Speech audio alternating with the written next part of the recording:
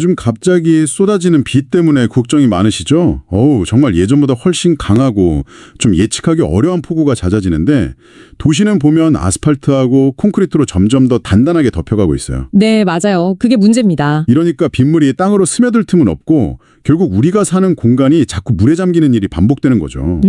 그렇죠. 이런 문제를 해결하려고 이제 도시 물 관리에 대한 생각 자체가 바뀌고 있다. 이런 얘기가 있더라고요. 네네. 그래서 오늘 저희는 청취자분이 보내주신 자료들을 좀 바탕으로 해서 도시의 홍수 문제 해결사이면서 또 시민들의 쉼터로 되는 저류지 공원에 대해서 좀 깊이 파고 들어보겠습니다. 네, 좋습니다. 그 기존의 방식, 그러니까 지하 배수관이나 콘크리트 수로 같은 거 있잖아요. 네, 흔히 보는 거요? 네, 그런 이른바 회색 인프라만으로는 이런 극한 기후 시대에 대응하기가 좀 어렵다, 이런 공감대가 많이 형성되고 있어요. 아, 한계가 있다는 거군요. 그렇죠. 그래서 대안으로 떠오르는 것이 바로 청록 인프라입니다. 그린 블루 인프라스트럭처라고 하죠. 청록 인프라요? 녹색하고 푸른색. 네, 도시의 그 녹색 공간, 뭐 공원이나 숲 같은 거요. 그리고 푸른 물길, 하천 같은 것들을 좀 자연스럽게 활용해서 물 문제를 해결하려는 접근 방식인데요. 딱딱한 시설물 대신에 자연의 힘을 빌리는 거죠. 아하. 오늘 이야기할 이 저류지 공원이 바로 이 청록 인프라의 대표적인 예시라고 할 수 있습니다. 아, 그렇군요. 이게 단순히 그냥 공원 한쪽에 물 저장 탱크 같은 걸 묻는 게 아니고요. 공원 자체가 하나의 거대한 스펀지처럼 빗물을 머금고 또 천천히 흘려보내고 그리고 깨끗하게 정화하는 역할까지 하도록 그렇게 설계하는 겁니다. 와, 공원이 스펀지 역할이라니 신기하네요. 네, 뭐 저영향 개발 LID라고 하죠. 아니면 자연 기반 해법 MBS 같은 그런 개념들이 실제 공원의 모습으로 나타나는 거라고 보시면 돼요. 빗물을 막 그냥 빨리 내보내는 게 아니라 머금고 땅으로 스며들게 하고 또 정화시켜서 도시의 회복 탄력성을 높이는 거죠. 아, 그러니까 공원이 그냥 보기 좋고 쉬기만 하는 공간이 아니라 도시의 물 문제를 해결하는 아주 똑똑한 기반 시설 역할까지 한다는 거네요. 바로 그겁니다. 와, 이게 그런 가져다주는 이점들이 정말 다양할 것 같은데요. 가장 먼저 딱 떠오르는 건 역시 홍수 예방 효과겠죠. 맞습니다. 그게 뭐 핵심 기능이죠.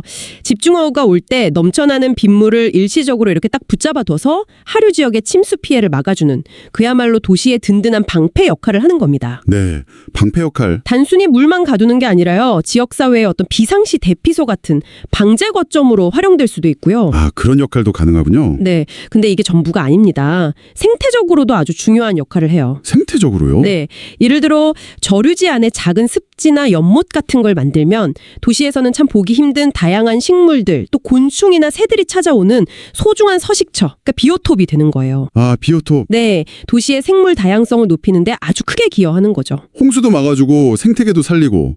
와, 또 어떤 장점들이 있을까요? 황을 빼뜩하게 만드는 효과도 빼놓을 수가 없죠.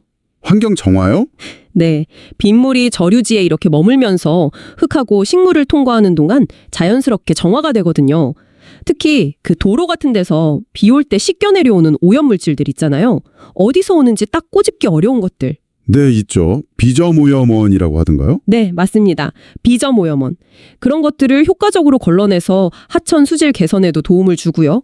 또 물이 땅속으로 스며들면서 좀 메말랐던 지하수를 채워주고 또 물 표면에서 증발이 일어나면서 주변 공기를 식혀주니까 그 여름철 도시 열섬 현상 있잖아요. 아, 네. 그 뜨거운 거. 네, 그거 완화하는 데도 기여를 하고요. 와, 듣고 보니 진짜 팔방미인이네요. 그럼 시민들 입장에서는 평소에 누릴 수 있는 혜택도 클 것 같아요. 그럼요, 당연하죠. 비가 오지 않을 때는 여기가 그냥 우리 주변에서 보는 평범한 공원이니까요. 아이들이 막 뛰어놀고 어른들이 산책하고 뭐 때로는 야외 공연이나 장터 같은 게 열리는 커뮤니티 공간이 되는 거죠. 네, 그렇죠. 이런 녹색 공간 가까이 사는 것만으로도 스트레스가 줄고 어떤 심리적인 안정감을 얻는다는 그런 연구 결과도 많잖아요. 맞아요. 공원 근처 살면 좋죠. 네. 그리고 눈에 보이지 않는 경제적 가치도 상당해요. 뭐 쾌적한 공원 주변은 당연히 살기 좋은 곳으로 인식돼서 부동산 가치가 오르는 경향도 있고요. 아, 그것도 있겠네요. 무엇보다 장기적으로 봤을 때 만약에 홍수가 났을 때 드는 그 막대한 복구 비용이나 아니면 더 크고 복잡한 배수시설을 새로 짓는 비용을 생각하면 이게 훨씬 경제적일 수 있다는 거죠. 아, 그렇군요.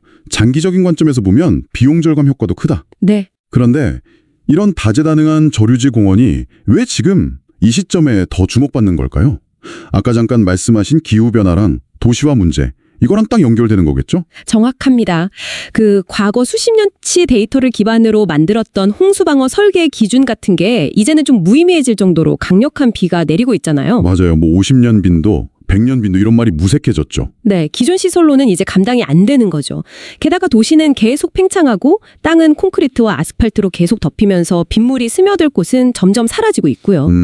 이게 결국 자연스러운 물의 순환을 가로막아서 홍수 위험을 키우는 아주 근본적인 원인 중 하나거든요. 그러네요. 저류지 공원은 바로 이런 복합적인 문제를 해결하기 위한 어떤 통합적인 접근법이라고 할 수 있어요.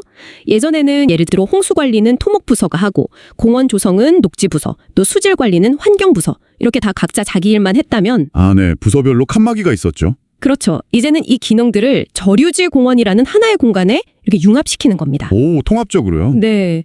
이건 단순히 뭐 시설 몇 개를 더하는 그런 차원이 아니고요. 말 그대로 경관 자체가 스스로 기반시설 역할을 하는 패러다임의 전환이라고 봐야 해요. 와, 경관이 기반시설이 된다는 말이 참 와닿네요.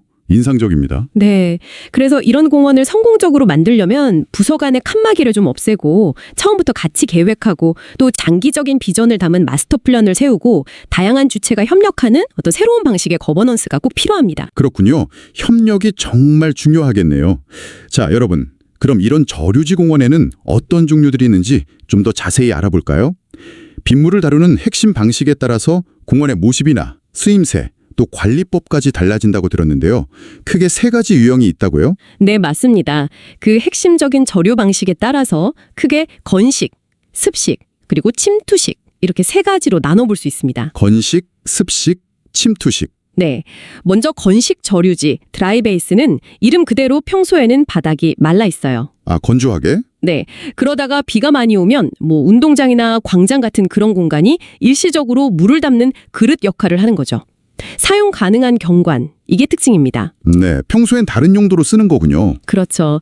반대로 습식 저류지, 웻베이스는 연중 물이 차 있는 그런 연못이나 인공습지 형태예요. 아, 항상 물이 있는. 네, 늘 물이 있으니까 아름다운 수변 경관을 만들고 또 생태적인 기능에 좀 더 초점을 맞춘 방식이라고 할 수 있죠. 네. 마지막으로 침투식 저류지, 인필트레이션 베이스는 모인 빗물을 땅속으로 아주 적극적으로 스며들게 하는 방식입니다. 뭐 레인가든처럼 식물이 자라는 동시에 빗물을 땅속으로 보내서 지하수를 보충하고 자연적인 물 순환을 회복시키는 데 기여하는 거죠. 아, 땅으로 보내는 거군요. 이 3가지 방식, 건식, 습식, 침투식. 들어보니 정말 성격이 다른데요. 각각 장단점이 아주 뚜렷할 것 같아요. 네, 그렇죠. 예를 들어서 평소에 축구장으로 쓰다가 비 오면 물 가두는 건식은 공간 활용에는 참 좋겠지만 말씀하신 대로 생태적으로는 좀 아쉬울 수 있을 것 같고 네. 또 항상 물이 차 있는 습식은 보기에도 좋고 생물들한테는 천국이겠지만 관리가 더 필요하고 뭐 건식처럼 넓은 활동 공간은 좀 포기해야 할 수도 있겠네요. 맞습니다. 그리고 침투식은 물 순환에는 좋겠지만 이게 아무 땅이나 만들 수는 없을 것 같다는 생각도 들고요. 정확히 보셨습니다. 그 각 방식이 추구하는 가치 사이의 일종의 트레이드오프, 그러니까 상충 관계가 존재해요. 상충 관계요? 네. 넓고 활발하게 쓸 수 있는 공간을 원하면 생태적인 풍요로움은 어느 정도 좀 양보해야 하고 또 자연 그대로의 순환을 중시하면 적용할 수 있는 땅의 조건이 좀 까다로워지죠. 그렇군요. 그래서 어떤 유형의 저류지 공원을 만들지는 단순히 기술적인 선택의 문제가 아니에요. 그 전에 우리 동네에는 지금 어떤 가치가 가장 필요할까? 뭐 넓은 운동 공간이 부족한가? 아니면 아이들이 자연을 접할 기회가 더 필요한가? 와 같은 질문을 먼저 던져야 합니다. 아, 주민들의 필요를 먼저 생각해야 한다. 그렇죠. 결국 그 공간을 이용할 사람들의 필요와 바람을 중심으로 접근해야 한다는 거죠. 상황에 따라서는 이 방식들을 좀 적절히 섞은 하이브리드 형태로 설계하는 것도 좋은 방법이 될 수 있습니다. 네, 섞어서 쓸 수도 있겠군요. 자, 그럼 각 유형별로 특징하고 고려할 점들을 좀 더 자세히 짚어보죠. 먼저 건식 조류지부터 시작해볼까요? 아까 말씀하신 것처럼 주된 목표는 홍수 시에 물이 갑자기 불어나는 것, 그 첨두유량을 늦춰주는 거죠. 네, 그렇습니다. 빗물을 일시적으로 가둬서 시간을 벌어주는 역할, 거기에 충실한 방식이죠. 물이 고여있는 동안 흙탕물에 좀 굵은 입자들이 가라앉는 효과는 있지만 물에 녹아있는 오염물질까지 정화하는 능력은 상대적으로 좀 떨어집니다. 아, 수질 정화는 좀 약하군요. 네. 가장 큰 매력은 역시 땅을 아주 효율적으로 쓸 수 있다는 점이죠. 비 안 올 때는 온전히 다른 용도로 활용 가능하니까요. 아까 잠깐 언급했던 진주에 있는 물초울공원이 아주 대표적인 예인데요. 네, 물초울공원. 거기는 평소에는 축구장, 파크골프장 이런 걸로 시민들이 아주 활발하게 이용하고 있습니다. 아, 정말 활용도가 높네요. 네. 다만 이런 곳은 생태적으로는 좀 다소 단조로울 수밖에 없어요. 주로 잔디나 풀밭으로 조성되니까요. 그래서 식물을 고를 때 물에 좀 잠겨도 잘 살고 또 비가 안 올 때는 건조함도 잘 견디는 그런 좀 강한 종을 선택하는 게 중요합니다. 네, 식물 선택이 중요하겠네요. 네. 관리는 비교적 단순한 편이지만 그 홍수 조절 용량을 제대로 유지하려면 바닥에 쌓이는 흙을 주기적으로 퍼내야 하는 그런 숙제는 있습니다. 준설이라고 하죠. 아, 준설 작업이 필요하군요. 평소 활용도는 높은데 생태나 수질 개선 효과는 좀 제한적이다. 이렇게 정리할 수 있겠네요. 네, 그렇습니다. 그럼 이번에는 습식 저류지, 인공습지 형태로 가볼까요? 이건 왠지 장점이 많을 것 같은데요. 네. 습식은 그 홍수 조절, 즉 수량 문제와 수질 개선, 이 두 마리 토끼를 동시에 잡는데 아주 유리합니다. 오, 두 마리 토끼를 타요? 네. 항상 물이 차 있으니까 들어온 흙탕물이 가라앉을 시간도 충분하고 또 물속에 사는 식물하고 미생물들이 오염물질, 특히 그 녹조의 원인이 되는 질소나 인 같은 영양분을 먹어치우면서 물을 깨끗하게 만들어주죠. 아, 자연 정화 능력이 뛰어나군요. 그렇죠. 그리고 무엇보다 아름다운 수변 경관을 제공한다는 큰 장점이 있어요. 산책하거나 새를 관찰하고 또 아이들 생태교육 장소로 활용하기에 아주 좋습니다. 네, 경관이 좋겠네요. 다만 늘 물이 차 있으니까 건식처럼 넓은 운동 공간을 확보하기는 좀 어렵죠. 그렇죠. 생태적으로는 정말 가치가 높겠네요. 도시 안에 작은 자연이 생기는 거니까요. 맞습니다. 그 인공습지는 도시에서 점점 사라져가는 많은 생물들에게 중요한 피난처이자 서식처가 되어줍니다. 물속 생물부터 시작해서 양서류, 파충류, 그리고 다양한 새들까지 불러 모으면서 도시의 생물 다양성을 눈에 띄게 높일 수 있어요. 와, 생물 다양성 증진 효과? 네. 하지만 그만큼 관리에도 좀 신경을 더 써야 합니다. 수생식물이 너무 무성해지지 않게 관리하고 또 여름철에 녹조가 심해지지 않도록 수질을 꾸준히 모니터링해야 하고요. 아, 관리할 게 많네요. 네. 또 황소개구리나 블루개 같은 생태계 교란종 있잖아요. 그런 것들이 들어와 살지 못하게 관리하고 바닥에 쌓이는 오염단 퇴적물도 주기적으로 제거해줘야 합니다. 건식보다는 확실히 손이 좀 더 가는 편이죠. 네, 그만큼 얻는 것도 많지만 관리 부담도 있군요. 마지막으로 침투식 저류지는 어떤가요? 이건 빗물을 땅속으로 보낸다고 하셨죠? 네, 침투식은 홍수 때 최고 수위를 낮추는 것보다는 땅으로 스며드는 빗물의 양 자체를 늘려서 총 유출량을 줄이는 데 더 초점을 맞춥니다. 아, 총량을 줄이는 거군요. 네, 그 개발로 인해서 망가진 자연의 물순환 고리를 다시 이어주는 역할이죠. 저영향 개발 LID의 핵심 원리를 담고 있다고 할 수 있어요. 네, LID. 빗물이 흙하고 자갈층을 통과하면서 오염물질이 걸러지고 동시에 땅속으로 스며들어서 지하수를 풍부하게 만드는 효과도 있습니다. 지하수 함양 효과도 있군요. 네, 보통 레인가든이나 식생수로처럼 공원 경관의 일부로 아주 자연스럽게 디자인되는 경우가 많아서 조용히 감상하거나 생태학습 공간으로 활용하기에 좋습니다. 근데 이건 왠지 아무 땅에나 만들기는 좀 어려울 것 같은 느낌이 드는데요. 땅 조건이 중요할 것 같아요. 맞아요. 그게 가장 중요한 제약 조건입니다. 바로 땅이죠. 빗물이 충분히 빨리 스며들 수 있는 그런 투수성이 좋은 토양이어야 해요. 얼마나 좋아야 하나요? 보통 시간당 한 13mm 이상 스며들 수 있어야 하고요. 또 지하 수위가 너무 높은 곳은 좀 곤란합니다. 오염된 물이 바로 지하수로 들어갈 수 있으니까 계절적으로 가장 높은 지하 수위보다 최소 1.2m 이상 높은 곳에 설치하는 것이 일반적입니다. 아, 기준이 꽤 까다롭네요. 네, 관리 측면에서는 흙 표면에 작은 구멍들이 시간이 지나면서 미세한 흙 입자나 유기물로 막히는 현상, 이걸 클로깅이라고 하는데요. 클로깅이요? 막히는 거? 네, 이걸 막는 게 가장 중요해요. 이게 심해지면 물이 잘 안 스며들게 되니까 주기적으로 표면에 멀치, 나무 껍질 같은 덮개나 흙을 갈아줘야 할 수도 있습니다. 아, 그것도 관리가 필요하군요. 네, 근데 습식하고는 또 다른 독특한 생태적 가치도 있는데요. 물이 찼다 말랐다 하는 환경에 적응한 특별한 식물들이 자라고 또 토양 속 미생물 생태계를 건강하게 만드는 데 도움을 줍니다. 그렇군요. 세 가지 유형 모두 장단점과 고려할 점이 정말 명확하네요. 이런 공원을 실제로 만들려면 지켜야 할 공통적인 원칙이나 법적인 규제 같은 것도 있겠죠. 물론입니다. 가장 기본은 부지 선정 단계에서부터 아주 신중해야 한다는 거예요.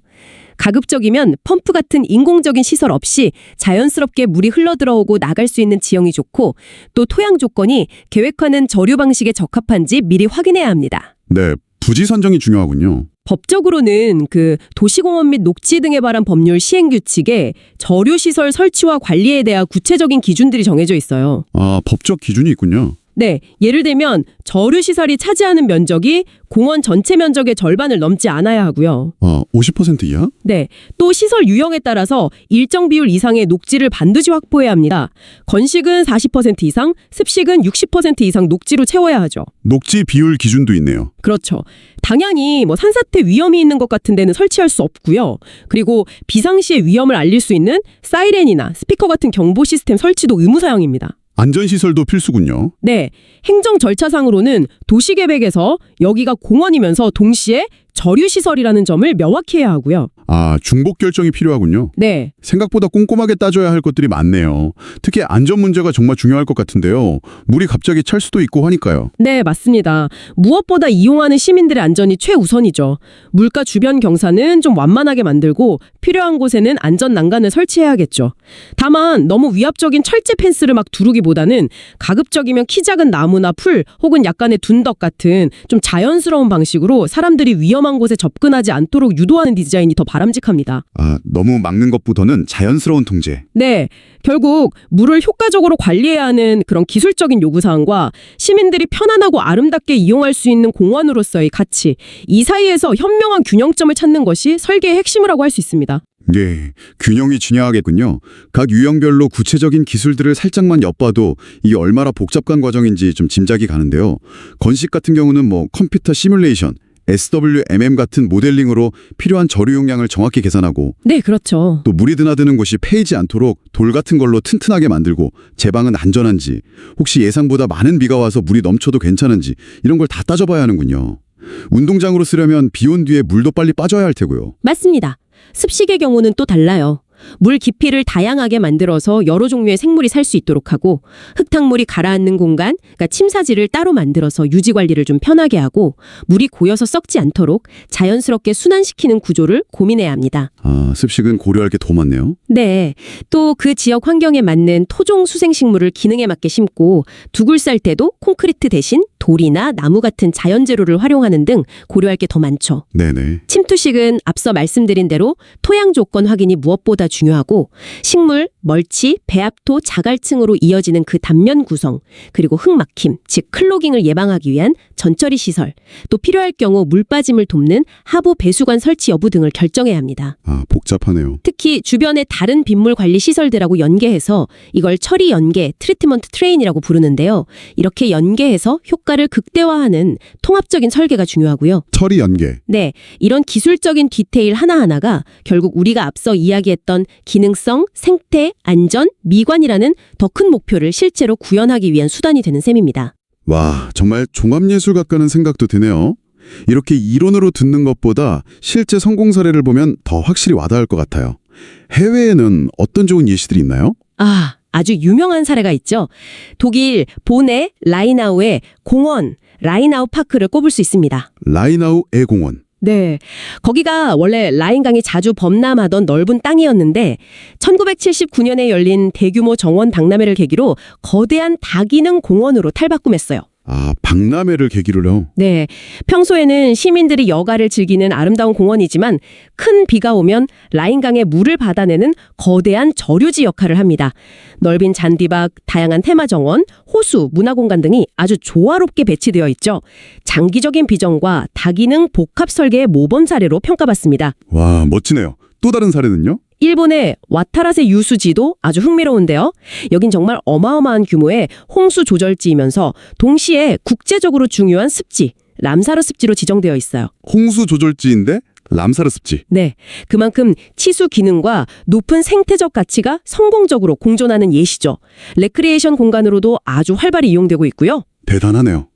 국내에도 이런 멋진 곳들이 있죠. 저는 순천의 오천그린 광장이 바로 떠오르네요. 네, 맞습니다. 아주 좋은 예시죠. 순천 오천그린 광장은 앞서 말씀드린 독일 라이나우의 공원을 벤치마킹해서 조성한 곳입니다.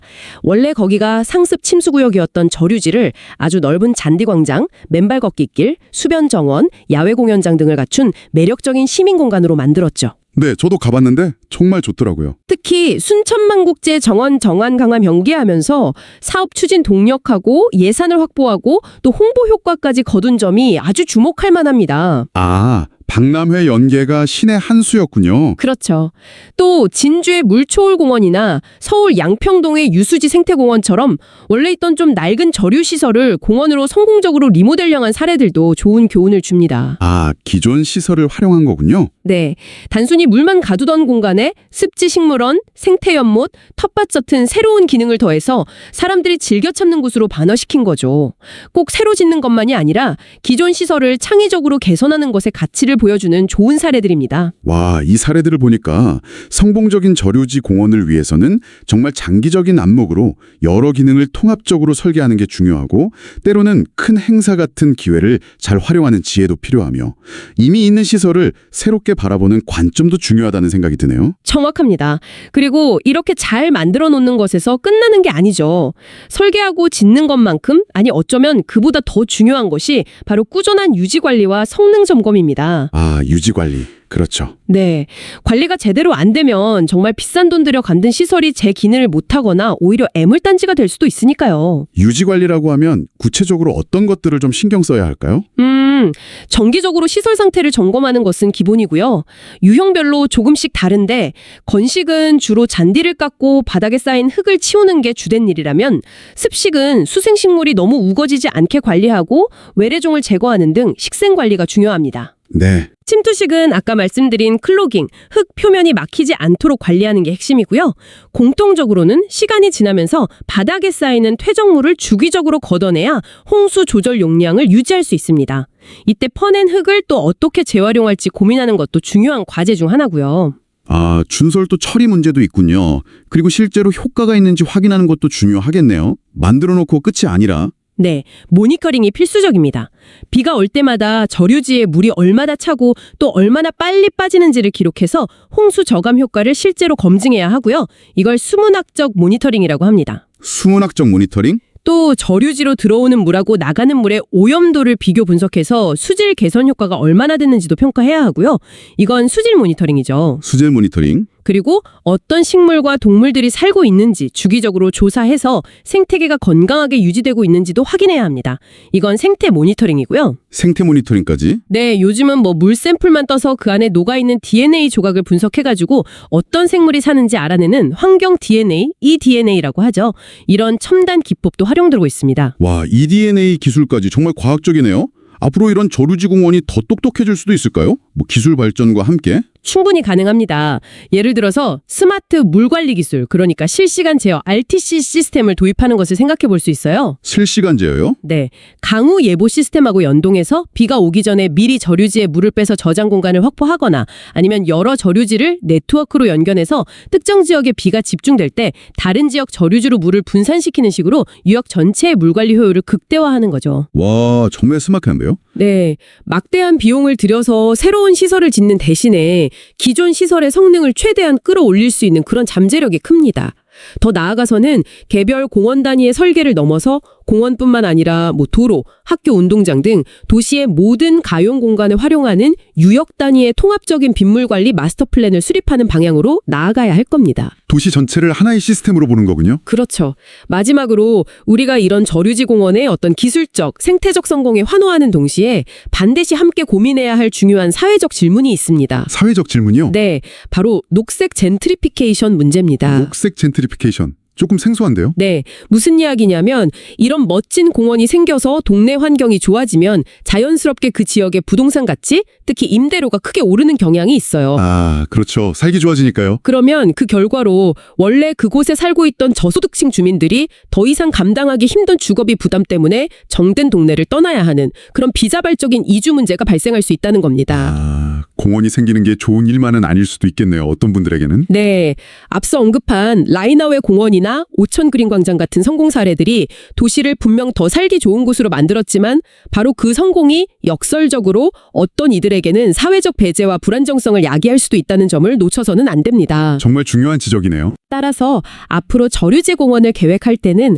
단순히 기술적으로 뛰어나고 생태적으로 건강한 공간을 만드는 것을 넘어서 초기 단계부터 지역사회 토지 신탁, 커뮤니티 랜드 트러스트라든지 저렴한 공공임대주택 공급 확대 같은 기존 주민들의 주거 안정을 지키기 위한 사회적 전략을 반드시 함께 통합해야 합니다. 사회적 대책 마련이 필수군요. 네. 환경적으로 정의로울 뿐 아니라 사회적으로도 공정한 결과를 추구해야 한다는 거죠. 진정으로 지속 가능한 도시란 기후변화에 잘 견디는 회복 탄력성을 갖추고 아름다운 경관을 제공하는 동시에 그 안에 사는 모든 구성원들을 따뜻하게 품어안는 그런 포용적인 공간이어야 하지 않을까요?